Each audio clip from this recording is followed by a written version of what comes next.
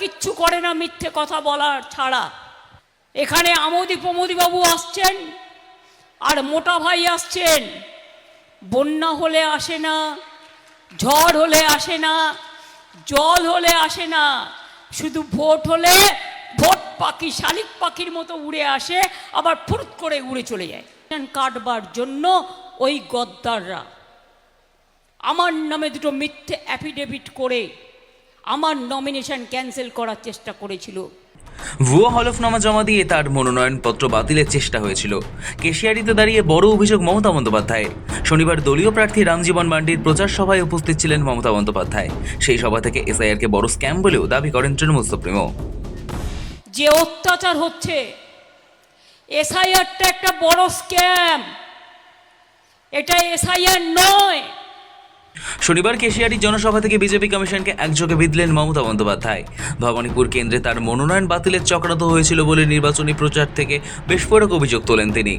তার অভিযোগ, ভবানীপুরের নমিনেশন কাটবার জন্য ওই গদ্দাররা তার নামে দুটো মিথ্যে এফিডেভিট করে নমিনেশন ক্যান্সেল করার চেষ্টা করেছিল। এই চক্রান্তের অভিযোগে বিজেপি কমিশনকে একযোগে বিধে মমতা বলেন, নমিনেশন বাতিলের চেষ্টা হলেও শেষ পর্যন্ত পারেনি। কালকে আমার ভোট কেন্দ্রে জেনে রাখুন, আমার নমিনেশন নিয়ে, আমার নমিনেশন কাটবার জন্য ওই গদ্দাররা আমার নামে দুটো মিথ্যে অ্যাফিডেভিট করে আমার নমিনেশন ক্যান্সেল করার চেষ্টা করেছিল।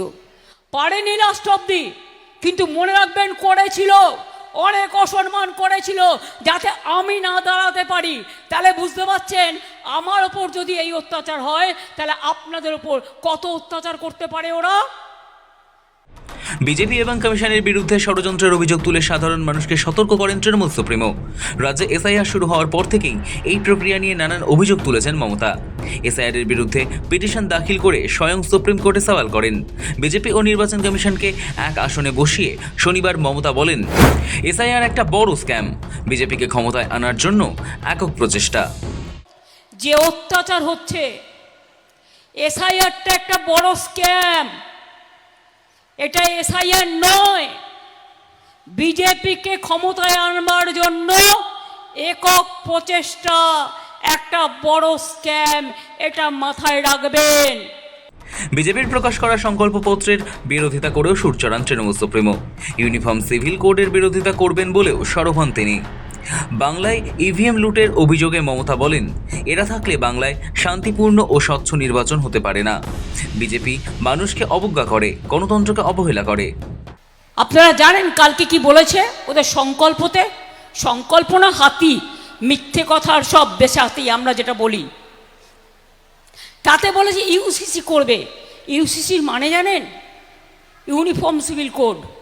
মানে আপনার কোনো অধিকার থাকবে না আপনার ইচ্ছে মতো আপনার ধর্মচর্চা করার, আপনার সংস্কৃতি মানার।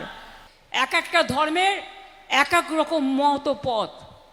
এরা বলছে না, একটাই পথ হবে, বিজেপি মন্ত্র শিখিয়ে দেবে, বিজেপি যা বলে দেবে সেটাই করতে হবে। এটা দেশের জন্য সব মানুষের সব কিছু কেড়ে নেবে। ইউনিফর্ম সিভিল কোড মানে কি? একটাই বিজেপি, একটাই নীতি, একটাই বিজেপি, একটাই বিধর্ম, একটাই বিজেপি, সর্বধর্মের সর্বনাশ। ইভিএম মেশিন ট্যাপ করা থেকে শুরু করে, মেশিনে ভোট ট্যাপ করা থেকে শুরু করে, এরা থাকলে ফ্রি অ্যান্ড ফেয়ার ইলেকশন হতে পারে না।